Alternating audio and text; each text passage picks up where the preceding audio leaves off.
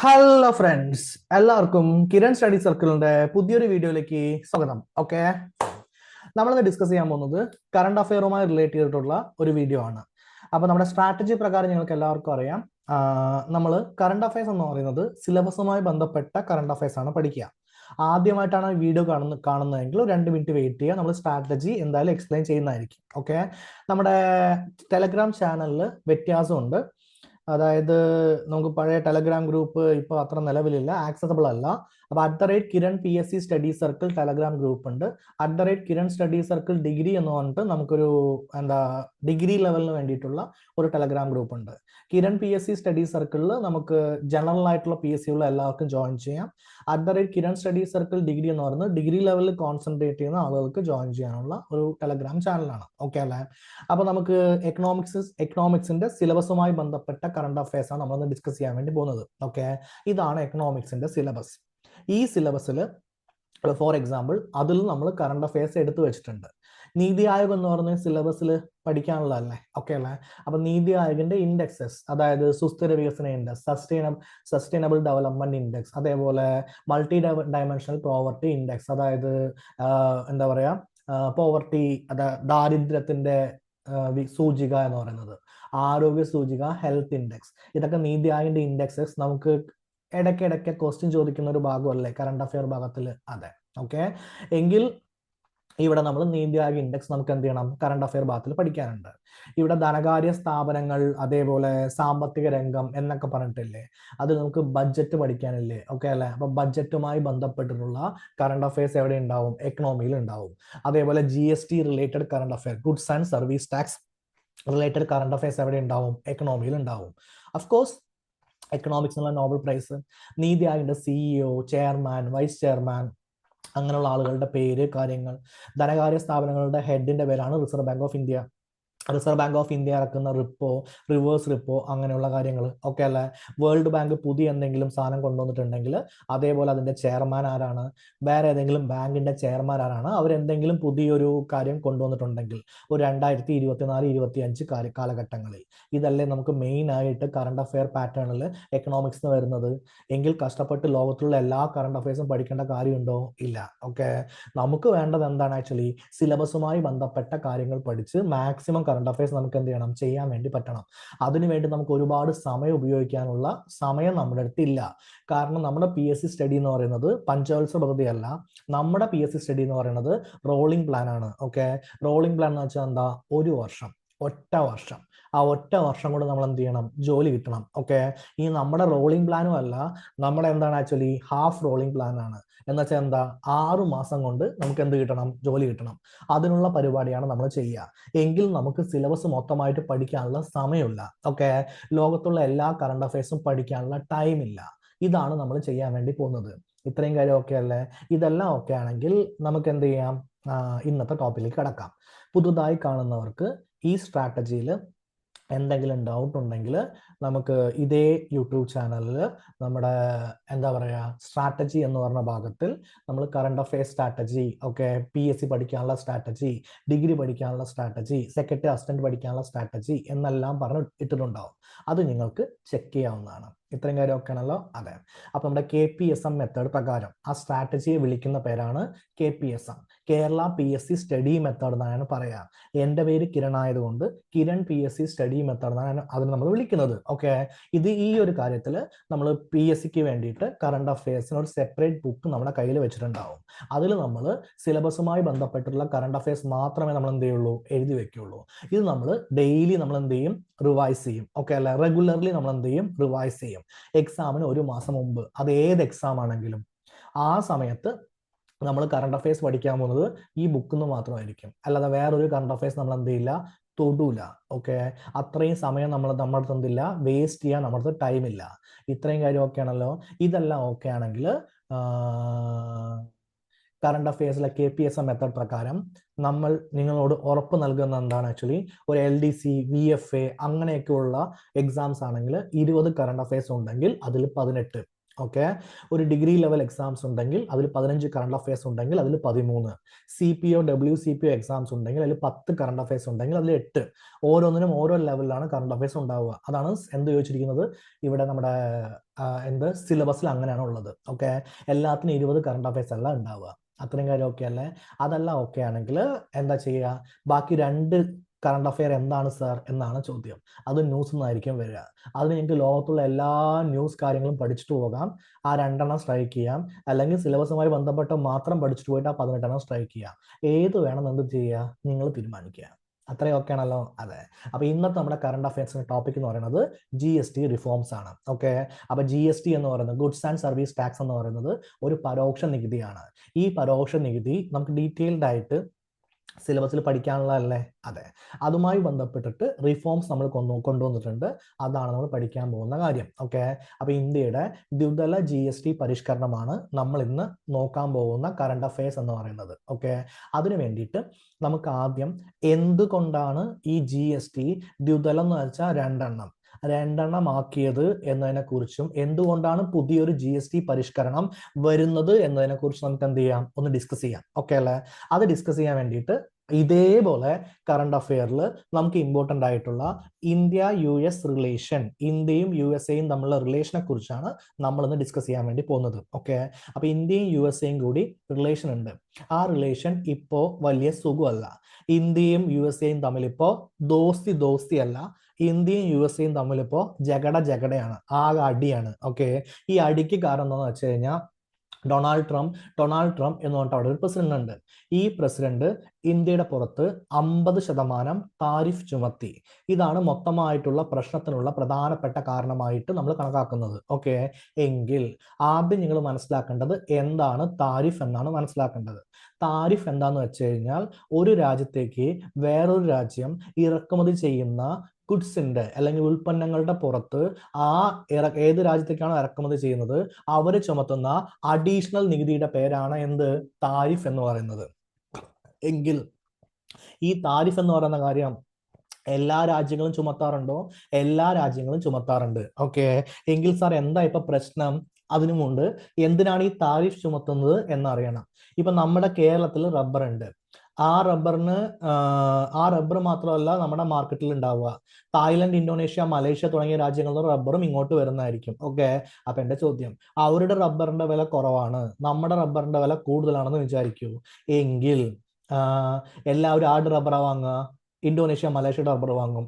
അപ്പൊ നമ്മുടെ റബ്ബർ കർഷകർ കോട്ടയത്തുള്ളവർ എന്ത് ചെയ്യും? പട്ടിണിയിലാവും. അങ്ങനെ ആവാൻ പറ്റുമോ? ഇല്ല. എങ്കിൽ അവരുടെ പുറത്ത് നമ്മളൊരു എക്സ്ട്രാ ടാക്സ് ചുമത്തണ്ടേ? അതിന്റെ പേരാണ് താരിഫ്. അപ്പൊ ഇന്ത്യയിൽ നിന്നുള്ള പ്രൊഡക്റ്റ് അമേരിക്കയിൽ പോയി ഇറങ്ങിയെന്ന് വിചാരിക്കൂ. അങ്ങനെ ഇറങ്ങിക്കഴിഞ്ഞു കഴിഞ്ഞാൽ അവിടെയുള്ള പ്രൊഡക്റ്റിന് ഇന്ത്യയിൽ നിന്ന് പ്രധാനമായിട്ട് അങ്ങോട്ട് കയറ്റുമതി ചെയ്യുന്നത് ആഭരണങ്ങളാണ്. അപ്പൊ ആഭരണങ്ങൾ അങ്ങോട്ട് പോയി എന്ന് വിചാരിക്കൂ. ഓക്കെ അല്ലേ? അപ്പൊ അമേരിക്കയിലുള്ള ആഭരണത്തിന്റെ വിലയെക്കാളും കുറവാണ് ഇന്ത്യയിലുള്ള ആഭരണത്തിന്റെ വില എന്ന് വിചാരിക്കൂ. എങ്കിൽ എന്താ പ്രശ്നം ഉണ്ടാവുക? എല്ലാവരും ഇന്ത്യയുടെ ആഭരണം വാങ്ങിക്കഴിഞ്ഞാൽ അമേരിക്കയിൽ ഉണ്ടാക്കുന്നവർക്ക് എന്താ ചെയ്യുക? പ്രശ്നമല്ലേ? അതെ.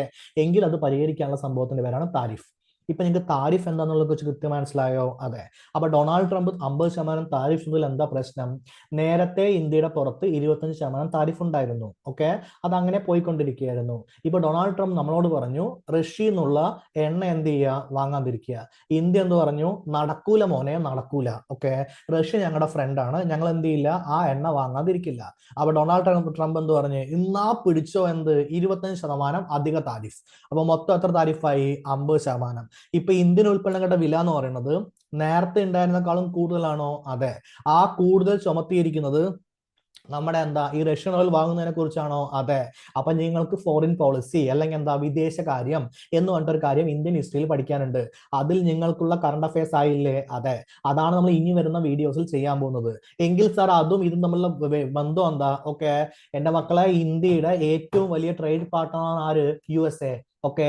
എങ്കിൽ USA ട്രേഡ് നമ്മളെ പോയി കഴിഞ്ഞു കഴിഞ്ഞാൽ, വ്യാപാരം നമ്മളെ പോയി കഴിഞ്ഞു കഴിഞ്ഞാൽ നമ്മുടെ ഇവിടെ ആകെ പ്രശ്നമാവില്ലേ? അതെ, IT എംപ്ലോയികൾ ലക്ഷക്കണക്കിന് ആളുകളില്ലേ, അവർക്കെല്ലാം പണി കൊടുക്കുന്ന എവിടെ നിന്നാണ്?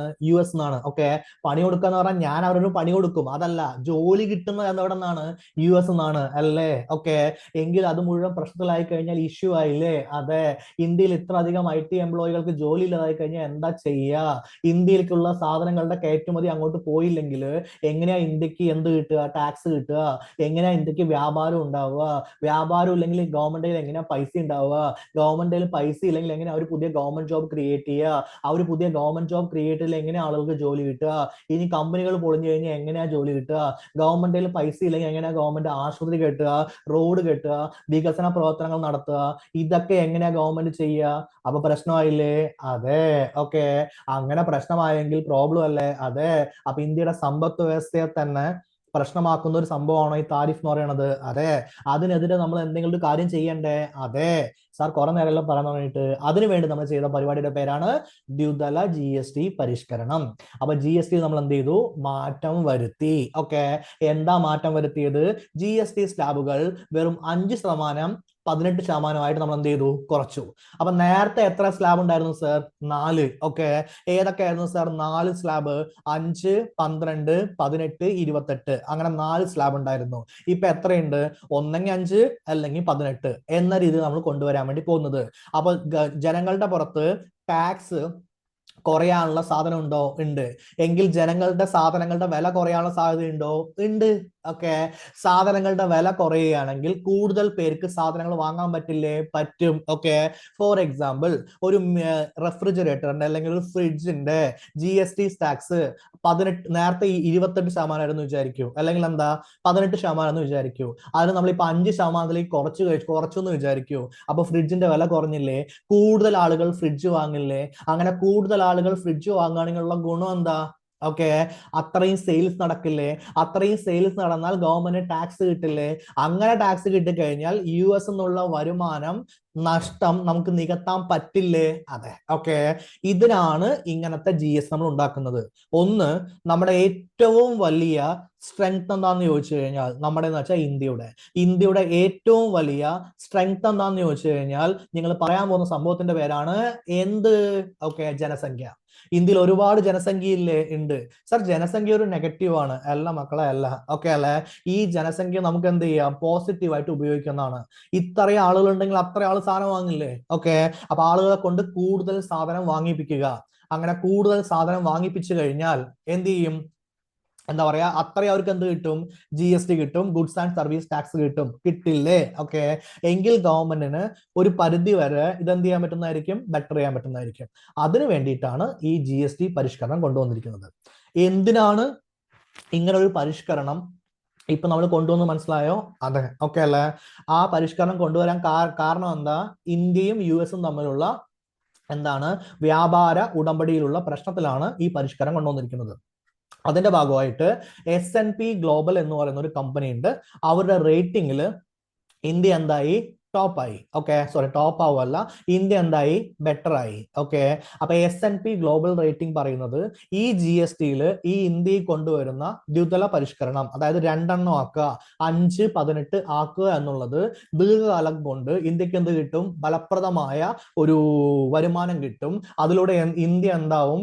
2047 ഇന്ത്യ നോക്കുന്ന ഒരു 10 ട്രില്യൺ എക്കണോമി എന്നുള്ള എന്തായിട്ട് മാറും? ഒരു വികസിത് ഭാരത് എന്നുള്ള സംഭവമായിട്ട് മാറും. ഞാൻ പറഞ്ഞല്ല, S&P ഗ്ലോബൽ റേറ്റിംഗ് പറഞ്ഞാണ്. ഓക്കെ അല്ലെ? സാർ, അങ്ങനെയെങ്കിൽ 5ഉം 18ഉം മാത്രമേ ഉള്ളൂ? അല്ല, 5 ഉണ്ട്, 18 ഉണ്ട്. ആഡംബര വസ്തുക്കൾക്ക് 40% ഉണ്ട്. ഓക്കെ അല്ലെ? അപ്പൊ എങ്ങനെയൊക്കെ ഉണ്ട് മക്കളെ? 5ഉം 18ഉം ഉണ്ട്, 40% ഉണ്ട്. നേരത്തെ എങ്ങനെയായിരുന്നു? 5, 12, 18, 28. അതിന് പകരം 5, 18, 40. എന്റെ അമ്മ 40%. ഞങ്ങൾ അതിനെ സാധനം വാങ്ങുക. ഓക്കെ. അത് നിങ്ങളെ ഉദ്ദേശിച്ചല്ല, ഈ യൂട്യൂബ് വീഡിയോ കാണുന്ന ആരെയും ഉദ്ദേശിച്ചല്ല. കാരണം ഈ യൂട്യൂബ് വീഡിയോ കാണുന്ന ആരും ഫെരാറി കാർ വാങ്ങാൻ പോകുന്നില്ല. ഓക്കെ അല്ലെ? ഈ യൂട്യൂബ് വീഡിയോ കാണാൻ പോകുന്ന ആരും എന്താണ്? ലാംബോർഗിനി വാങ്ങാൻ പോകുന്നില്ല. ഈ യൂട്യൂബ് വീഡിയോ കാണുന്ന ആരും എന്താണ് ആക്ച്വലി ലോകത്തിലെ ഏറ്റവും വലിയ ഡയമണ്ട് നെക്ലസ് വാങ്ങാൻ വേണ്ടി പോകുന്നില്ല. ഓക്കെ അല്ലെ? അപ്പോ നമ്മളെല്ലാം നോക്കുന്നത് എന്താ? ബേസിക് ആയ കാര്യങ്ങൾ. ഓക്കെ അല്ലേ? ഇപ്പൊ ഈ യൂട്യൂബ് വീഡിയോ നമ്മൾ നോക്കുന്ന എല്ലാവരും ഒരു മിഡിൽ ക്ലാസ് ലെവലിലായിരിക്കും. ആരെങ്കിലും വലിയ പണക്കാരുണ്ടെങ്കിൽ ക്ഷമിക്കൂ. ഓക്കെ അല്ലേ? എല്ലാ ഇൻക്ലൂഡിങ് ഞാൻ എന്തായിരിക്കും? മിഡിൽ ക്ലാസ് ആയിരിക്കും. നമ്മൾ നോക്കാൻ പോകുന്ന കാര്യം, നമുക്കൊരു TV വേണം, ഫ്രിഡ്ജ് വേണം, മിക്സി വേണം, ഒരു വീട് വേണം. ഓക്കെ അല്ലേ? അത്യാവശ്യത്തിന് എന്തുണ്ടാവണം? ഇടയ്ക്ക് സിനിമയ്ക്ക് പോകാനും കുറച്ച് സ്വർണം വാങ്ങി വെക്കാനും കുറച്ച് എന്താണ് ആക്ച്വലി സേവിങ്സ് ചെയ്യാനുള്ള കപ്പാസിറ്റി ഉണ്ടാവണം. ഓക്കെ അല്ലേ? അതന്നെ നമ്മുടെ കയ്യിൽ പറ്റണില്ല. എല്ലാ മാസവും മൊത്തം ചെലവ് കഴിഞ്ഞാൽ എന്താണ്? കയ്യിൽ സേവിങ്സേ ഇല്ല, കടം വാങ്ങിയിട്ടാണ് ജീവിക്കുന്നത്. ഇതാണ് സിറ്റുവേഷൻ. എങ്കിൽ നമുക്ക് കുറച്ച് വില കുറച്ച് കിട്ടും. അപ്പൊ എന്റെ ചോദ്യം, അപ്പൊ നിങ്ങളുടെ ഡൗട്ട്, ഇത് നേരത്തെ ചെയ്യായിരുന്നില്ലേ? നേരത്തെ പ്രശ്നമില്ലല്ലോ. ഓക്കെ അല്ലേ? അതുകൊണ്ട് നമ്മൾ എന്ത് ചെയ്തില്ല. ഇപ്പൊ പ്രശ്നം വന്നല്ലോ, അപ്പൊ നമ്മൾ എന്ത് ചെയ്തു. ഇത്രയും കാര്യം ഓക്കെ ആണല്ലേ? അതെ. അപ്പൊ എന്താണ് ഇപ്പൊ ചെയ്യാൻ പോകുന്നത്? ആഡംബര വസ്തുക്കൾക്ക് 40%, ബാക്കി എല്ലാ വസ്തുക്കൾക്കും 5ഉം 18ഉം. ഓക്കെ. പിന്നെന്താണ് ആക്ച്വലി GST ഇല്ലാത്ത വസ്തുക്കൾ. ഇങ്ങനെ പറഞ്ഞ് നമ്മൾ എന്ത് ചെയ്യുന്നതായിരിക്കും? ഡിവൈഡ് ചെയ്യുന്നതായിരിക്കും. ഈ ഡിവിഷൻ എന്താണ് GSTയുടെ ദ്വിതല GST പരിഷ്കരണം ഓക്കെ എന്നുള്ള കാര്യം നമുക്ക് എന്ത് ചെയ്യാം? നോക്കാം. അതിനുവേണ്ടി ആദ്യം S&P ഗ്ലോബൽ എന്ന് പറഞ്ഞിട്ടുള്ള റേറ്റിംഗ് എന്താ നമുക്ക് നോക്കാം. ഓക്കെ അല്ലേ? S&P ഗ്ലോബലില് ഇന്ത്യക്ക് BBB എന്ന് പറയുന്ന ഒരു റേറ്റിംഗ് എന്ത് ചെയ്തു? തന്നു. ഓക്കെ അല്ലേ? അപ്പൊ S&P ഗ്ലോബൽ റേറ്റിംഗ് പ്രകാരം 14 ഓഗസ്റ്റ് 2025 ഇന്ത്യ എന്തായിരിക്കും? ഇന്ത്യ ഒരു സസ്റ്റൈൻഡ് എക്കണോമി ആയിരിക്കും, ഒരു റിസൈലൻസ് എക്കണോമി ആയിരിക്കും, ഫിസിക്കൽ കൺസോളിഡേഷൻ നടക്കുന്നുണ്ടാവും എന്നൊക്കെയാണ് പറഞ്ഞിരിക്കുന്നത്. എന്താണ് സർ റിസൈലൻസ് എക്കണോമി? ശക്തമായിട്ടുള്ള എക്കണോമി. സസ്റ്റൈൻഡ് എക്കണോമി, ഒരുപാട് കാലം വളർച്ച വരുന്ന എക്കണോമി. ഫിസിക്കൽ കൺസോളിഡേഷൻ, എല്ലാത്തിന്റെയും ഒരുമിച്ചുള്ള ഒരു കൂട്ടുത്തരവാദിത്തം. ഓക്കെ. ഇങ്ങനെയുള്ള ഒരു എക്കണോമി ആയിരിക്കും ഉണ്ടാവുക. എങ്കിൽ S&P ഗ്ലോബൽ പറയുന്നത് ഈ GSTയിൽ നമ്മൾ കൊണ്ടുവന്ന മാറ്റത്തിലൂടെ ഓക്കെ ഇന്ത്യയുടെ വ്യാപാരം, സ്വന്തമായിട്ടുള്ള വ്യാപാരം എന്ത് ചെയ്യും? വർദ്ധിക്കുന്നതായിരിക്കും. എന്ന് വെച്ച് കഴിഞ്ഞാൽ ഇന്ത്യക്ക് പുറമേ ഉള്ളവരെ ആശ്രയിക്കുന്നതിനേക്കാൾ കൂടുതൽ ഇന്ത്യയുടെ ഉള്ളിൽ തന്നെ വരുമാനം ഉണ്ടാവും. അപ്പൊ ഇന്ത്യ എന്താവും? സ്ട്രോങ് ആവും. റിസൈലൻസ്. ഓക്കെ അല്ലേ? ഇന്ത്യയുടെ ഉള്ളിൽ തന്നെ വരുമാനം ഉണ്ടാവുകയാണെങ്കിൽ ഇന്ത്യക്ക് ഒരുപാട് കാലം വ്യാപാരത്തിൽ മാറ്റം ഉണ്ടാക്കാൻ പറ്റും. Sustained physical consolidation. ഓക്കെ അല്ലേ? ഇത്രയും മനസ്സിലായോ? സസ്റ്റൈൻഡ് എക്കണോമി, അതായത് മൊത്തം ലാഭം ഉണ്ടാക്കാൻ പറ്റും. അങ്ങനെയെങ്കിൽ ഫിസിക്കൽ കൺസോളിഡേഷൻ, ഫിസിക്കൽ എന്ന് വെച്ച് കഴിഞ്ഞാൽ പൈസയുമായി ബന്ധപ്പെട്ടിട്ടുള്ളതാണ്. ഇതിൽ നമുക്ക് എന്ത് ചെയ്യാൻ പറ്റുന്നതായിരിക്കും? ഒരുപാട് പൈസ ഗവൺമെന്റിന്റെ കയ്യിൽ ടാക്സ് ആയിട്ട് കിട്ടുന്നതായിരിക്കും. എങ്കിൽ അതെന്താവും? ഇന്ത്യൻ എക്കണോമി സ്റ്റേബിൾ ആവും എന്നാണ് S&P ഗ്ലോബൽ പറഞ്ഞത്. അതിനുവേണ്ടി അവർ തന്നിരിക്കുന്ന റേറ്റിംഗ് ആണെന്ത്? BBB റേറ്റിംഗ് എന്നാണ് ഇതിനെ വിളിക്കുക. ഓക്കെ അല്ലേ? ഇനി എന്താണ് ഈ റേറ്റിംഗ് നോക്കാം. ഇപ്പൊ നിങ്ങള് എന്താ പറയാ, ഗ്രേഡിംഗ് സിസ്റ്റത്തിൽ പഠിച്ചു വന്നവരായിരിക്കും. ഓക്കെ അല്ലേ? അപ്പൊ നിങ്ങൾക്ക് A+ ഇല്ലേ, A ഇല്ലേ, B+ ഇല്ലേ, B ഇല്ലേ, അങ്ങനെ ഉണ്ടല്ലോ. അതേപോലെ രാജ്യങ്ങൾക്ക് നമ്മൾ റാങ്കിങ് കൊടുക്കുകയാണെങ്കിൽ നമ്മുടെ കയ്യിൽ വെറും A+ അല്ല, AAA ആണ് ഫസ്റ്റ്, AA+ സെക്കൻഡ്. ഓക്കെ അല്ലെ? 100ൽ 100 മാർക്ക് കിട്ടുകയാണെങ്കിൽ നിങ്ങൾക്ക് AAA എന്ത് കിട്ടും? റാങ്ക് കിട്ടും. ഓക്കെ അല്ലെ? 100ൽ 95 വാങ്ങിക്കഴിഞ്ഞാൽ AA+ കിട്ടും. 90 ആണെങ്കിൽ AA, 85 ആണെങ്കിൽ AA-. ഓക്കെ. അപ്പൊ A+ എന്ന് പറഞ്ഞാൽ എത്രയാ? 80 മാർക്ക്. A എന്ന് പറഞ്ഞാൽ എത്രയാ? 75 മാർക്ക്. A- എന്ന് പറഞ്ഞാൽ എത്രയാ? 70 മാർക്ക്. BB+ എന്ന് പറഞ്ഞാൽ എത്രയാ? 65 മാർക്ക്. BBB എത്രയാ? 60 മാർക്ക്. BBB- എത്രയാ? 55 മാർക്ക്. സാർ ഇത് മുഴുവൻ വായിക്കുന്നുണ്ടോ? ഇല്ല. ഓക്കെ അല്ലേ? അപ്പൊ നമ്മൾ ഏകദേശം തോറ്റു എന്ന് വിചാരിക്കും. അപ്പൊ നമുക്ക് D ആണ് എത്ര? 5 മാർക്ക്. നിങ്ങൾക്ക് ഒരു കാര്യം മനസ്സിലായി? അപ്പൊ നമ്മൾ റാങ്ക് ചെയ്യുന്നുണ്ട്. ഓക്കെ. അപ്പൊ എന്റെ ചോദ്യം, നിങ്ങൾക്ക് മാത്രമല്ല റാങ്കിങ് ഉള്ളത്. ഓക്കെ, രാജ്യങ്ങൾക്കും റാങ്കിങ് ഉണ്ട്. അത് പ്രധാനമായി ചെയ്യുന്ന 2 കമ്പനീസ് ഉണ്ട്, 2 ഓർഗനൈസേഷൻസ് ഉണ്ട്. ഒന്നിന്റെ പേര് മൂഡീസ്, ഒന്നിന്റെ പേര് എന്താ? S&P. അതിൽ S&P ആണ് ഈ കാര്യം പറഞ്ഞിരിക്കുന്നത്. ഇന്ത്യയുടെ റാങ്കിങ് BBB- നിന്ന് BBB-ലേക്ക് മാറ്റി. അപ്പൊ നേരത്തെ നമ്മുടെ മാർക്ക് 55 ആയിരുന്നു. സോ 55 മാർക്കേ ഉള്ളൂ. അതെ. ഓക്കെ. നമ്മളൊരു പാസ് മാർക്ക് ലെവലിൽ നിൽക്കുകയാണ്. 100 ക്വസ്റ്റൻ ആണെങ്കിൽ 55 ക്വസ്റ്റൻ നമുക്ക് കിട്ടും. ഓക്കെ അല്ലെ? ഇപ്പൊ അത് 60 ക്വസ്റ്റൻ ആയിട്ട് എന്ത് ചെയ്തിട്ടുണ്ട്? മാറിയിട്ടുണ്ട്. സാർ എപ്പോഴാ ടോപ്പ് ആവുക? ടോപ്പ് ആവണമെങ്കിൽ എന്താവണം? വികസിത രാജ്യമാവണം. അപ്പൊ 2047 ആവും എന്താ വേണ്ടിയിട്ട്? ടോപ്പ് ആവാൻ വേണ്ടിയിട്ട് എന്നാണ് നമ്മൾ എല്ലാവരും പറയുന്നത്. ഇപ്പൊ സിറ്റുവേഷൻ മനസ്സിലായോ? അതെ. എങ്കിൽ ഇതിന്റെ ഗുണം എന്താ സാറേ? ഓക്കെ, നിങ്ങൾ ക്രെഡിറ്റ് സ്കോർ എന്ന് പറഞ്ഞ സ്കോർ കേട്ടിട്ടുണ്ടാവും. ഫോർ എക്സാമ്പിൾ, നിങ്ങൾ ഒരു ബാങ്കിൽ ലോൺ എടുക്കാൻ പോയി, അല്ലെങ്കിൽ എന്താ മൊബൈൽ ഫോൺ വാങ്ങാൻ വേണ്ടി EMI എടുക്കാൻ പോയി, അല്ലെങ്കിൽ വാഷിംഗ് മെഷീൻ വാങ്ങാൻ വേണ്ടി EMI എടുക്കാൻ പോയി. ഇങ്ങനെ എടുക്കാൻ പോയി എന്ന് വിചാരിക്കുക. ഓക്കെ അല്ലെ? അങ്ങനെ നിങ്ങൾ എടുക്കാൻ പോയി കഴിഞ്ഞാൽ നിങ്ങളുടെ ഒരു സ്കോർ നോക്കുന്നതാണ്. അതിന്റെ പേരാണ് ക്രെഡിറ്റ് സ്കോർ. ആ സ്കോർ ഒരു 700, 702 അങ്ങനെയൊക്കെ ആണെങ്കിൽ നിങ്ങൾക്ക് എന്ത് കിട്ടും? പെട്ടെന്ന് ലോൺ കിട്ടും. ഒരു 650 നിങ്ങൾക്ക് എന്ത് കിട്ടും? കുറച്ച് കഷ്ടമായിരിക്കും. ഒരു 600-ൽ താഴെ 500 നിങ്ങൾക്ക് എന്ത് കിട്ടില്ല? അങ്ങനെ ലോണൊന്നും കിട്ടില്ല. ഇതേ സിസ്റ്റം തന്നെ. സാർ അപ്പൊ ഇന്ത്യ എവിടെ നിന്ന് കടം വാങ്ങാൻ പോണത്? World bank, IMF, okay. ലോക ബാങ്ക് എടുത്ത് പോയി കടം വാങ്ങും, IMF എടുത്ത് പോയി കടം വാങ്ങും, വേറെ രാജ്യത്തിന്റെ ആളുകൾക്ക് കടം വാങ്ങും, ഓക്കെ അല്ലേ? അങ്ങനെ കടം വാങ്ങാൻ പോകുമ്പോൾ അവർ നമ്മുടെ സ്കോർ നോക്കും. നേരത്തെ ബി മൈനസ് ആയിരുന്നു, ഇപ്പൊ എന്തായി? ബി ആയി. സാർ ഇനി പ്ലസ് ആയി, A- ആയി, A ആയി, A+ ആയി. ഒരുപാട് പണി ഉണ്ടല്ലോ, ഉണ്ട്, ഓക്കെ അല്ല? ഒരുപാട് പണി നമുക്ക് ചെയ്യാനുണ്ട്. ഇത്രയും കാര്യം മനസ്സിലായോ? അപ്പൊ എന്തുകൊണ്ടാ ബി++ ആക്കിയത്? ഓക്കെ, അതിന് 2 കാരണമുണ്ട്. ഇന്ത്യയുടെ GDP വളരുന്നുണ്ട്. അതേപോലെ നെക്സ്റ്റ് കാരണം എന്താ ചോദിച്ചാൽ നിങ്ങൾ പറയാൻ പോണ കാര്യം എന്താ? ഇന്ത്യയുടെ ദ്വിതല GST പരിഷ്കരണം. എങ്കിൽ ഇന്ത്യക്ക് എവിടെയെങ്കിലും പോയി ലോൺ വയ്ക്കാൻ പോയാൽ എന്ത് കിട്ടും? കൂടുതൽ ബെറ്റർ ആയിട്ടുള്ള ലോൺ കിട്ടുന്നതായിരിക്കും. ഇത്രയും കാര്യം ഓക്കെ അല്ലേ? ഡൺ അല്ലേ? മനസ്സിലായോ? അതെ. ഇനി സിമ്പിൾ ആയിട്ട് പറയുകയാണെങ്കിൽ, നിങ്ങൾ ഒരാൾക്ക് കടം കൊടുക്കുക, നിങ്ങളടുത്ത് വന്നിട്ട് ഒരാൾ കടം വാങ്ങാൻ വേണ്ടി ചോദിച്ചു, നിങ്ങൾ ഒരാൾ കടം കൊടുക്കണം. അയാൾ കടവയെ തിരിച്ചു തരാത്തൊരു വ്യക്തിയാണ് എങ്കിൽ നിങ്ങൾ കടം കൊടുക്കുവോ? ഒരിക്കലും ഇല്ല. അയാൾ ചോദിച്ച പൈസ എപ്പോ വേണമെങ്കിലും തിരിച്ചു തരുന്ന ഒരു വ്യക്തിയാണ്. നിങ്ങൾ കടം കൊടുക്കില്ലേ? കൊടുക്കും, ഓക്കെ അല്ലേ? അങ്ങനെയാണ് നാട്ടിലൊരു വിലയും ഇതൊക്കെ ഉണ്ടെങ്കിൽ അല്ലേ കടം ചോദിക്കാൻ പോയാൽ കിട്ടുള്ളൂ. അതെ, സെയിം ലോജിക് ആണ് ഇവിടെ ഉള്ളത്, ഓക്കെ അല്ലേ? ലോജിക് എന്താ? ബി മൈനസ് ആയിരുന്നു, എന്തായി? ബി ആയി. ഓക്കെ, എങ്കിൽ ഇന്ത്യയുടെ GST പരിഷ്കരണം കൊണ്ട്, ദ്വിതല GST പരിഷ്കരണം കൊണ്ട് എന്തൊക്കെ നടക്കും? സങ്കീർണത കുറയും. നേരത്തെ 4 സ്ലാബ് ഉണ്ടായിരുന്നു, ഇപ്പൊ എത്രയായി? 2 ആയി. കാലക്രമേണ ഉടനെ വരുമാനമൊന്നും വർദ്ധിക്കില്ല. കാലക്രമേണ എന്ത് ചെയ്യുന്നതായിരിക്കും? വരുമാനം വർദ്ധിക്കുന്നതായിരിക്കും. ഇത്രയും കാര്യം ഓക്കെ ആണോ? അതെ, ഓക്കെ.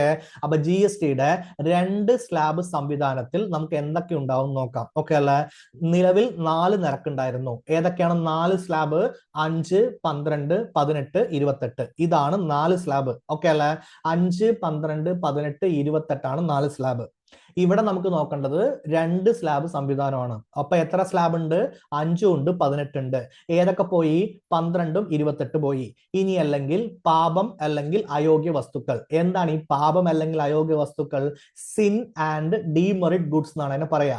എന്താണ് സാറേ സിൻ ആൻഡ് ഡീമെറിറ്റ് ഗുഡ്സ്? നിങ്ങൾ പാപം ചെയ്യുന്നു, ഓക്കെ. നിങ്ങൾ എപ്പോഴാ പാപം ചെയ്യുക? ഓക്കെ, 1 ടുബാക്കോ കൺസ്യൂം ചെയ്യുമ്പോൾ, 2 സിഗരറ്റ് വലിക്കുമ്പോൾ, 3-മത്തെ എന്താ? പാൻ മസാല കഴിക്കുമ്പോൾ, 4-മത്തെ എന്താ? കൂൾ ഡ്രിങ്ക്സ് കഴിക്കുമ്പോൾ. സോ കൂൾ ഡ്രിങ്ക്സ് കഴിക്കുമ്പോൾ പാപം ചെയ്യുന്നുണ്ടാ? ഓക്കെ, മനുഷ്യൻ മൊത്തം ബോഡി എന്ത് ചെയ്യും? അടിച്ചു പോകും, ഓക്കെ അല്ലേ? അടുത്ത എന്താ? ആൽക്കഹോൾ. ഇതിന്റെയൊക്കെ പുറത്ത് എത്ര ടാക്സ് ഉണ്ടാവും? 40% ടാക്സ് ഉണ്ടാവും. അപ്പൊ നമ്മുടെ ആഡിൽ പറഞ്ഞ പോലെ സിഗരറ്റ് വലിക്കുമ്പോൾ വലിയ വില കൊടുക്കേണ്ടി വരും, ഓക്കെ അല്ലെ? ഇനിയുള്ള കാലങ്ങളിൽ വലിയ വില കൊടുക്കേണ്ടി വരും.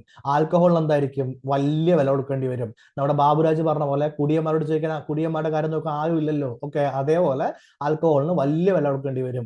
കൂൾ ഡ്രിങ്ക്സ് നിങ്ങൾ കുടിക്കാൻ പോയി എന്ത് കൊടുക്കും? വലിയ വില കൊടുക്കേണ്ടി വരും. ടുബാക്കോ നമ്മൾ യൂസ് ചെയ്യുന്നില്ലല്ലോ സാറേ, ഓക്കെ. നോർത്ത് ഇന്ത്യയിൽ പ്രധാനമായിട്ട് യൂസ് ചെയ്യുന്ന സംഭവത്തിലാണ് ടുബാക്കോ. ഈ വിമൽ, ഓക്കെ, ഷാറൂഖ് ഖാനൊക്കെ ഒന്ന് ആഡ് ചെയ്യുന്നുണ്ടാവും. ടുബാക്കോ, പാൻ മസാല, ഇത്രയും കാര്യം ഓക്കെ അല്ലേ? അതെ. എന്താണ് മെറിറ്റ് ഗുഡ്സ്, എന്താണ് ഡീമെറിറ്റ് അല്ലെങ്കിൽ സിൻ ഗുഡ്സ് എന്ന് നമുക്ക് നോക്കാം, ഓക്കെ അല്ലേ? മെറിറ്റ് ഗുഡ്സ് എന്താണെന്ന് ചോദിച്ചു കഴിഞ്ഞാൽ നിങ്ങൾ പറയുന്നത് അത് ഉപയോഗിച്ചു കഴിഞ്ഞാൽ ജനങ്ങൾക്ക് എന്തുണ്ടാവും? ഒരു പോസിറ്റീവ് ഇഫക്റ്റ് ഉണ്ടാവും. ഇപ്പോ എന്താ പറയാ, അതിൽ എഡ്യൂക്കേഷൻ ആണ് എക്സാമ്പിൾ ചെയ്തിരിക്കുന്നത്. അതൊരു സർവീസ് ആണ്. നമുക്ക് ഒരു ഗുഡിലേക്ക് തന്നെ കിടക്കാം, ഓക്കെ അല്ലെ? ഒരു സാധനം നമുക്ക് ഉപയോഗിക്കാൻ വേണ്ടി കിടക്കാം. ഫോർ എക്സാമ്പിൾ, നിങ്ങൾ കഴിക്കുന്നത് ഒരു മാങ്ങപ്പഴമാണ്. ഈ മാങ്ങപ്പഴം കഴിച്ചതുകൊണ്ട് നിങ്ങൾക്ക് എന്തുണ്ടാവും? വൈറ്റമിൻസ് കിട്ടും, ഓക്കെ. നിങ്ങൾക്ക് ടേസ്റ്റും ഉണ്ടാവും, സ്വീറ്റും ഉണ്ടാവും, നിങ്ങളുടെ ബോഡിക്ക് ഒന്നും ഉണ്ടാവില്ല, കുഴപ്പം ഉണ്ടാവില്ല. പക്ഷെ നിങ്ങൾ ഡ്രഗ്സോ ആൽക്കഹോളോ യൂസ് ചെയ്യുകയാണെങ്കിൽ നിങ്ങളുടെ ബോഡിക്ക് കുഴപ്പം ഉണ്ടാവില്ലേ, ഓക്കെ അല്ലെ? സാർ അവിടെ എന്തോ ഒരു ബന്ധുവില്ലാതെ ലക്ഷറീസ് കാർ വെച്ചിരിക്കുന്നത്, അതായത് ലക്ഷറീസ് കാറിനെ നമ്മളൊരു ഡീമെറിറ്റ് ഗുഡ്സ് ആയിട്ടാണ് കണക്കാക്കുക, ഓക്കെ. കാരണം എന്താ? 1, എല്ലാവർക്കും ലക്ഷറി കാർ വാങ്ങാൻ പറ്റില്ല, ശരി. 2, ഈ ലക്ഷറി കാർ വാങ്ങിയിട്ട് എവിടെയാ ഓടിക്കുക? ഓക്കെ, ഇന്ത്യ പോലൊരു സ്ഥലത്ത് ഓടിക്കാനുള്ള എന്തില്ല? സംവിധാനം വളരെ കുറവാണ്, ഓക്കെ. ഈ ലക്ഷറി കാറും കൊണ്ട് ബാംഗ്ലൂർ നിങ്ങൾ ഓടിക്കാൻ പോവുകയാണെങ്കിൽ ഇവിടെ നിന്ന് 2 കിലോമീറ്റർ അങ്ങോട്ട് പോകാൻ വേണ്ടിയിട്ട് എന്ത് എടുത്തണം? 2 മണിക്കൂർ എടുക്കും. ഇതാണ് സിറ്റുവേഷൻ, ഓക്കെ അല്ലെ? സർ ഹൈവേയിലൂടെ ഓടിക്കാം. നമ്മുടെ ഹൈവേസിൽ ഇത്രയും വലിയ ലക്ഷറി കാറ് കുറെ ഓടിക്കാനുള്ള സംവിധാനം ഒന്നും വന്നിട്ടില്ല. കാരണം ഇത് കാർ യൂസ് ചെയ്യുന്നവർക്ക് അറിയാം, ഇത് 0 to 60 സെക്കൻഡിനുള്ളിൽ, വെറും 1 മിനിറ്റിന്റെ ഉള്ളിൽ ഒക്കെ അല്ലെ, എന്താ പറയാ, 0 നിന്ന് സ്റ്റാർട്ട് ചെയ്ത് 200 കിലോമീറ്റർ 300 കിലോമീറ്റർ എന്നൊക്കെ പറഞ്ഞ എന്ത് ചെയ്യും, സ്പീഡിലേക്ക് പോകും. ഓക്കെ അല്ലെ?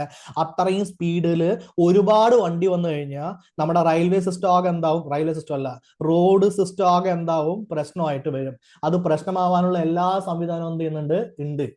അങ്ങനെയെങ്കിൽ നമുക്ക് എന്ത് ചെയ്യണം, ഇത് ബെറ്റർ ആക്കണം. ഓക്കെ, അപ്പൊ നമ്മൾ എന്താ ചെയ്യുക, നല്ല ടാക്സ് വെക്കും, എല്ലാവർക്കും എന്ത് ചെയ്യാൻ പറ്റില്ല, ഇത് വാങ്ങാൻ പറ്റില്ല. അപ്പൊ സിറ്റുവേഷൻ മനസ്സിലായോ?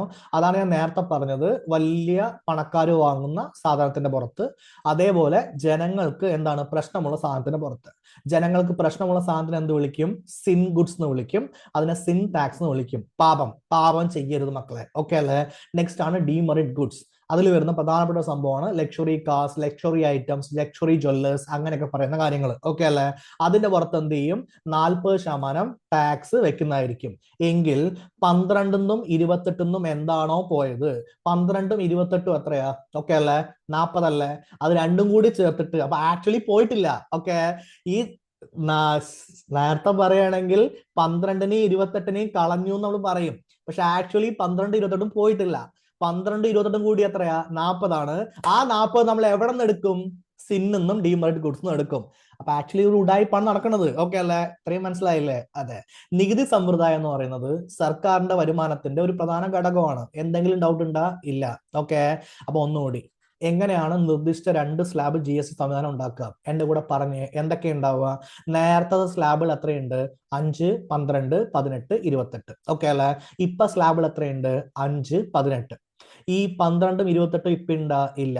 12-ഉം 28-ഉം കൂടി എത്രയാ? 40. ആ 40-നെ നമ്മൾ എവിടെ നിന്ന് എടുക്കും? സിൻ അല്ലെങ്കിൽ ഡീമെറിറ്റ് ഗുഡ്സ് നിന്ന് എടുക്കും. ഇത്രയും കാര്യം ഓക്കെ ആണോ? അതെ. ഡൺ അല്ലേ? അതെ. അപ്പൊ GST സ്ലാബ്സ് എന്തൊക്കെയാണ് നോക്കാം. 0%, അതായത് GST ഇല്ല. ഫോർ എക്സാമ്പിൾ, നമ്മൾ വല്ല അരിയോ പച്ചക്കറിയോ പലചരക്കോ ഒക്കെ വാങ്ങാൻ പോയി എന്ന് വിചാരിക്കും. ഓക്കെ അല്ലെ? ഏകദേശം 50% കൺസ്യൂമർ അങ്ങനെ നമ്മൾ ഉപയോഗിക്കുന്ന സാധനങ്ങൾക്ക് ഒന്നും എന്തില്ല, GST ഇല്ല. അടുത്തതിന്റെ പേരാണ് 5%, അതായത് സ്പൈസസ്, മസ്റ്റർഡ് ഓയിൽ, എന്താ കടുകെണ്ണ, അതേപോലെ നമ്മൾ കുരുമുളക്, ഗ്രാമ്പു, പട്ട, അങ്ങനെയുള്ള സാധനങ്ങളൊക്കെ വാങ്ങാൻ പോയി. അപ്പൊ നമുക്ക് എന്ത് കിട്ടും? 5% കിട്ടും. സോ കുരുമുളക്, ഗ്രാമ്പു ഒക്കെ കഴിക്കുന്നതാണ്. ഓക്കെ, ഡെയിലി കഴിക്കുന്ന സാധനം അല്ലല്ലോ. ഡെയിലി നമ്മൾ എന്തെങ്കിലും യൂസ് ചെയ്യുന്നുണ്ടെങ്കിൽ, ഇടയ്ക്കിടയ്ക്ക് യൂസ് ചെയ്യണമെങ്കിൽ അതിന്റെ വിളിക്കുന്ന പേരാണ് കൺസ്യൂമർ ഗുഡ്സ്. അപ്പൊ നമ്മൾ എന്റെ ചോദ്യം, നിങ്ങളുടെ വീട്ടിൽ ഒരു ദിവസം ഒരു നേരമെങ്കിലും അരി ഭക്ഷണം വെക്കുന്നതായിരിക്കും. അത് ദോശ, ഇഡ്ഡലി ആവാം, എന്തെങ്കിലും ആവാം. ഓക്കെ അല്ലെ? അപ്പൊ അരിയിൽ നമ്മൾ 5% GST വെച്ച് കഴിഞ്ഞാൽ അത് ശരിയാവില്ല. അപ്പൊ അരിയെ നമ്മൾ GST ഒഴിവാക്കിയിട്ടുണ്ട്. എല്ലാ ദിവസവും നമ്മൾ ചിക്കനും മട്ടണൊന്നും ഉപയോഗിച്ചിട്ട് എന്ത് ചെയ്യില്ല, സ്പൈസസ് ഉപയോഗിക്കില്ല. എല്ലാ ദിവസവും സ്പൈസസ് വെച്ചുള്ള സംഭവം ഉപയോഗിക്കില്ല. സ്പൈസ് ഇല്ലെങ്കിൽ എന്തില്ല, നമ്മുടെ വീട്ടിൽ ചിലപ്പോൾ ഭക്ഷണത്തിന് കുഴപ്പമുണ്ടാവില്ല. അതുകൊണ്ട് അതില് 5%. ഓക്കെ അല്ലെ? നന്നായി കേൾക്കണേ. ഒരു കോഴി വാങ്ങാൻ പോയി, ഒരു കോഴിക്കടയിലാണ് വാങ്ങാൻ പോയത്. ഓക്കെ അല്ലേ? അപ്പൊ പുള്ളി അവിടുന്ന് ലൈവ് ആയിട്ട് കോഴി കട്ട് ചെയ്തിട്ട് ഒരു കറുത്ത കളർ ബാഗിലാക്കിയിട്ട് നമുക്ക് തന്നു. അപ്പൊ GST ഇല്ല, 0%. ഓക്കെ അല്ലേ? ഇതേ കോഴി നമ്മൾ ലുലുന്ന് വാങ്ങാൻ പോയി, ഒരു പാക്ക് ചെയ്തിട്ട് കോഴി കട്ട് ചെയ്ത് വെച്ചിട്ട് തന്നിട്ടുണ്ട്. ഓക്കെ അല്ലേ? എങ്കിൽ അതിൽ എത്ര സാധനം? 12%. ഓക്കെ, നിങ്ങൾ എന്ത് ചെയ്തു? തക്കാളി വാങ്ങാൻ പോയി. ഓക്കെ അല്ലേ? അപ്പൊ തക്കാളി വാങ്ങാൻ വെജിറ്റബിൾ ഷോപ്പ് നിന്ന് വാങ്ങിയപ്പോൾ തക്കാളി വാങ്ങി ഒരു കവറിലാക്കി നിങ്ങൾ കൊണ്ടുവന്നു. ഓക്കെ, ഇതേ സാധനം നിങ്ങൾ ഒരു വലിയ സൂപ്പർ മാർക്കറ്റ് ലുലുന്ന് വാങ്ങാൻ പോയി. ഓക്കെ, അപ്പൊ അവിടെ പ്രധാനപ്പെട്ട തക്കാളി ഇറക്കുമതി ചെയ്തിട്ട് എന്ത് ചെയ്തിട്ടുണ്ട്? അതിന്റെ പുറത്ത് ഇത് എവിടെ നിന്നാണ്? ഓസ്ട്രേലിയയിൽ നിന്ന് വന്നാണ്, സ്പെഷ്യലി പ്രോസസ്ഡ് ആണ് എന്ന് പറഞ്ഞിട്ട് എഴുതി വെച്ചിട്ടുണ്ട്. ഒരു ബോക്സിലുള്ളതാണ് കിട്ടിയത്. അതിന്റെ പുറത്തുനിന്ന് ഉണ്ടാവും ടാക്സ് ഉണ്ടാവും. മനസ്സിലായോ?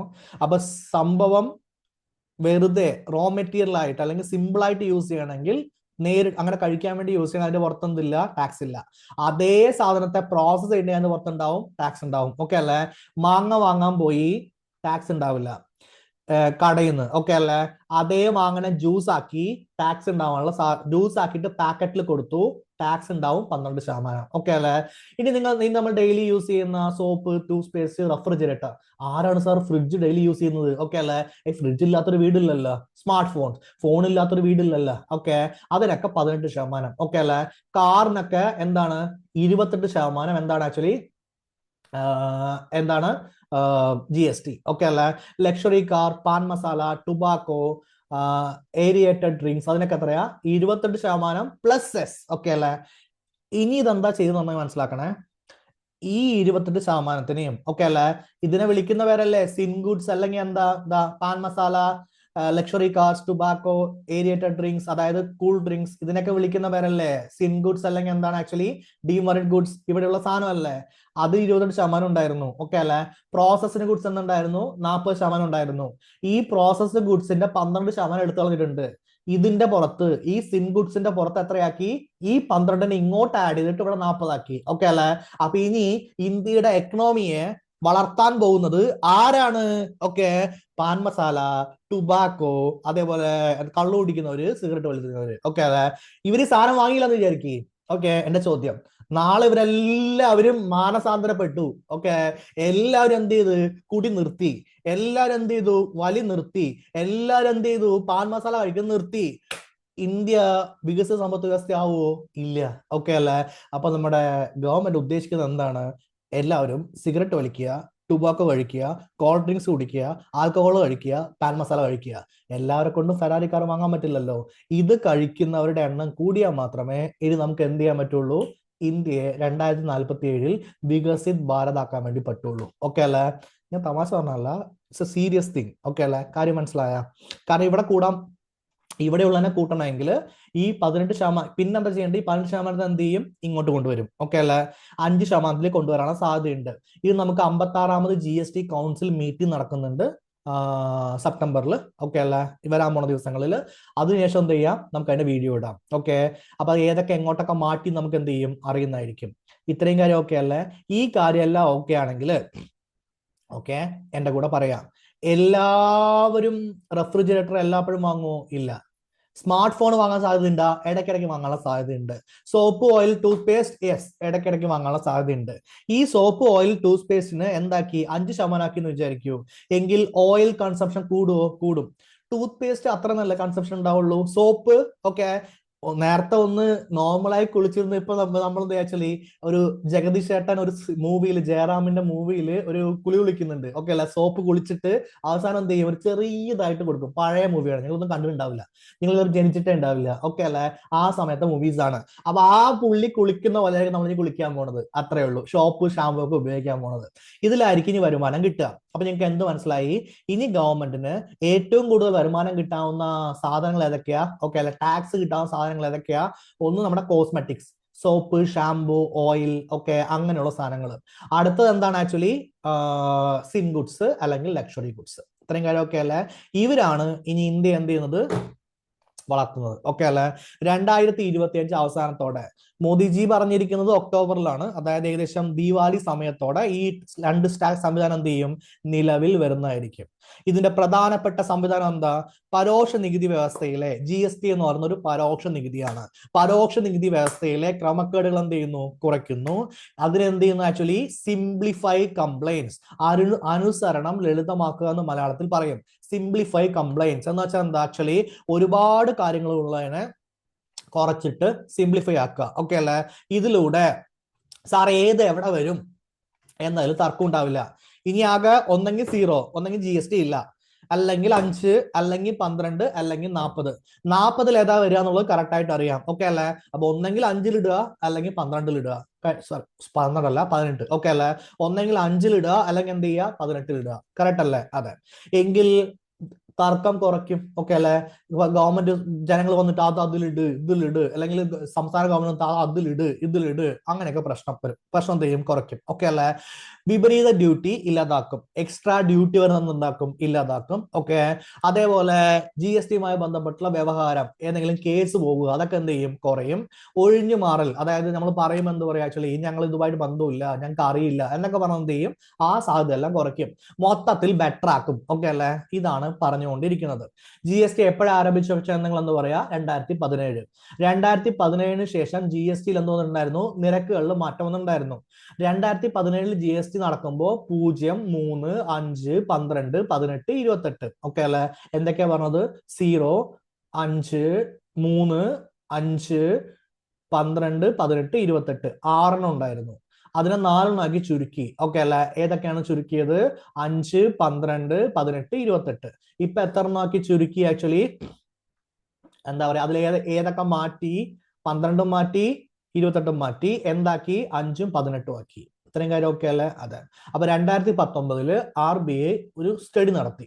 ആ സ്റ്റഡിയിൽ വെയ്റ്റഡ് ആവറേജ് GST നിരക്ക്, വെയ്റ്റഡ് ആവറേജ് GST നിരക്ക് എന്ന് വെച്ച് കഴിഞ്ഞാൽ അതായത് മൊത്തം എല്ലാം കൂടി കൂട്ടുക, അതിന്റെ എന്ത് ചെയ്യുക, ഒരു ആവറേജ് എടുക്കുക. ഓക്കെ, അപ്പൊ അതിന് നോർമൽ ആവറേജ് എന്നാണ് പറയാ. വെയ്റ്റഡ് ആവറേജ് എന്ന് വെച്ച് കഴിഞ്ഞാൽ ഓരോ സ്റ്റേജ് ഉണ്ടാവും. അതായത് 5 ഉണ്ടാവും. 5നെ എന്ത് ചെയ്യുക, ട്രാൻസ്ഫർ ചെയ്യുക, 5നെ മാറ്റുക, മാക്സ് ആണ്. അങ്ങനെ നമ്മൾ മാറ്റിയതിനു ശേഷം വെയ്റ്റഡ് ആവറേജ് എടുക്കും. അങ്ങനെ വെയ്റ്റഡ് ആവറേജ് എടുത്തപ്പോൾ GST 14.4% നിന്ന് 11.6% കുറഞ്ഞു. അതായത് ഈ ഗുഡ്സ് ആൻഡ് സർവീസ് ടാക്സ് എന്ന് പറഞ്ഞു കഴിഞ്ഞാൽ ഈ ടാക്സ് ആരാ കൊടുക്കുന്നത്? ജനങ്ങൾ തന്നെയല്ലേ കൊടുക്കുന്നത്. അപ്പൊ നേരത്തെ ഓക്കെ അല്ലെ, ഒരു 2017 ആരംഭിക്കുന്ന സമയത്ത് ജനങ്ങള് ഒരു ആവറേജ് 14.4% ടാക്സ് കൊടുത്തിട്ടുണ്ടായിരുന്നെങ്കിൽ അത് 2019 ആയപ്പോൾ 11.6% ജനങ്ങൾ ടാക്സ് കുറയ്ക്കുന്നെന്ന് കിട്ടി. ഓക്കെ അല്ലെ? അങ്ങനെ ടാക്സ് കുറഞ്ഞിട്ടുണ്ട് ജനങ്ങൾക്കെന്ന് മനസ്സിലായി. പക്ഷെ ഗവൺമെന്റിന്റെ വരുമാനം എന്ത് ചെയ്തിട്ടുണ്ട്? കൂടിയിട്ടുണ്ടെന്ന് മനസ്സിലായി. ഓക്കെ, അതെങ്ങനെയാ? കൂടുതൽ പേർ സാധനങ്ങൾ വാങ്ങാൻ വേണ്ടി തുടങ്ങി എങ്കിൽ ഓക്കെ അല്ലെ, ഇനിയും നമ്മൾ കുറച്ചു കഴിഞ്ഞാൽ ആളുകൾ എന്ത് ചെയ്യും? സാധനങ്ങൾ വാങ്ങുന്നത് കൂടുതലായിരിക്കും. അങ്ങനെ ഇന്ത്യയുടെ ഈ ശക്തമായ സാമ്പത്തിക പ്രകടനം ചൂണ്ടിക്കാട്ടി ഈ എന്താ പറയാ S&P ഇന്ത്യയുടെ റേറ്റിംഗ് BBBയിൽ നിന്ന് BBBയിലേക്ക് ഉയർത്തി. അങ്ങനെ വായിക്കരുത് കേട്ടോ. ഓക്കെ അല്ലെ? ഇവിടെ മൈനസ് ഉണ്ട്. BBB മൈനസിൽ നിന്ന് ഓക്കെ അല്ലെ BBBയിലേക്ക് എന്ത് ചെയ്തു? മാറ്റി. ഇത്രയും കാര്യം ഓക്കെ അല്ലേ? അതെ. ഓക്കെ, എങ്കിൽ പ്രശ്നം എന്താണ്? എന്ത് ചെയ്താലും പ്രശ്നം ഉണ്ടാവുമല്ലോ. സംസ്ഥാന സർക്കാരുകൾക്ക് ഒരു 700 മുതൽ 900 കോടി വരെ എന്ത് ചെയ്യും? നഷ്ടം ഉണ്ടാവാനുള്ള സാധ്യതയുണ്ടെന്ന് പറയുന്നുണ്ട്. ഇല്ലെങ്കിൽ കേരളം, തമിഴ്നാട്, വെസ്റ്റ് ബംഗാൾ, ആന്ധ്രാപ്രദേശ്, ഒറീസ ഇവരെല്ലാരും പറയുന്നത് എന്താണ്? ആക്ച്വലി ഞങ്ങൾക്ക് ഒന്നും കിട്ടിയില്ല, ഞങ്ങൾക്ക് പൈസ ഒന്നുമില്ല. പ്രത്യേകിച്ച് പറയുന്നത് കേരളവും തമിഴ്നാടും ആരാണ്? വെസ്റ്റ് ബംഗാളും. ഞങ്ങൾക്ക് പൈസ ഇല്ല, ഒന്നും തന്നില്ല, ഇവിടെ ഒന്നും കിട്ടിയില്ല എന്നാണ് പറയുന്നത്. ഓക്കെ അല്ലെ? അപ്പൊ ആകെ നമുക്ക് കിട്ടാനുള്ള വരുമാനം എന്ന് പറഞ്ഞാൽ GST ആ. അതും പോയാലോ? പോയി. ഓക്കെ അല്ലെ? എങ്കിൽ അവർക്ക് എന്തെങ്കിലുമൊക്കെ ചെയ്യണ്ടേ? ചെയ്യണം. എന്താ ചെയ്യുക? നമുക്ക് GST മീറ്റിംഗ് വെയിറ്റ് ചെയ്യാം. ഒരു 4-5 ദിവസമേ ഉള്ളൂ. ഓക്കെ അല്ലെ? എന്നാലും ശക്തമായ GDP വളർച്ചയോടെ നമ്മൾ എന്ത് ചെയ്യും? ഇത് ബെറ്റർ ആക്കും. ഓക്കെ അല്ല?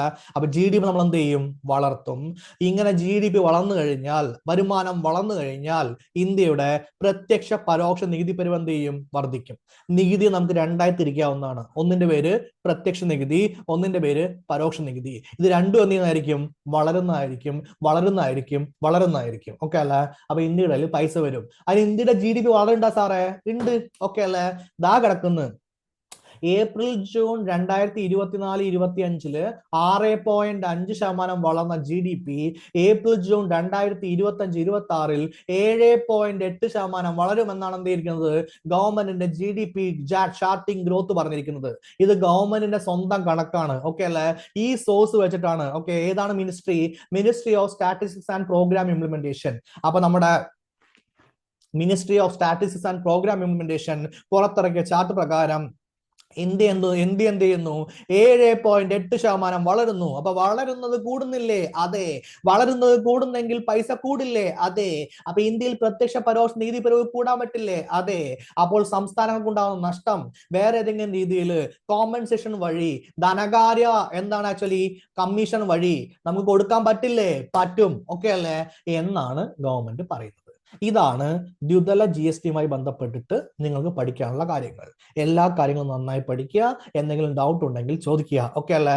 So as usual Telegram groups general PSC ആണെങ്കിൽ @Kiran's PSC study circle. Okay, അതേപോലെ എന്താണ് ഡിഗ്രി ലെവൽ PSC ആണെങ്കിൽ @Kiran സ്റ്റഡി സർക്കിൾ ഡിഗ്രി എന്നെന്ത് ചെയ്യുക? ടെലഗ്രാമിൽ എന്ത് ചെയ്യുക? സെർച്ച് ചെയ്യുക. ഓക്കെ, അപ്പൊ ഇതേപോലെ വീണ്ടും ഒരു ക്ലാസ്സിൽ കാണുന്നവരെ Tata, bye bye, take care.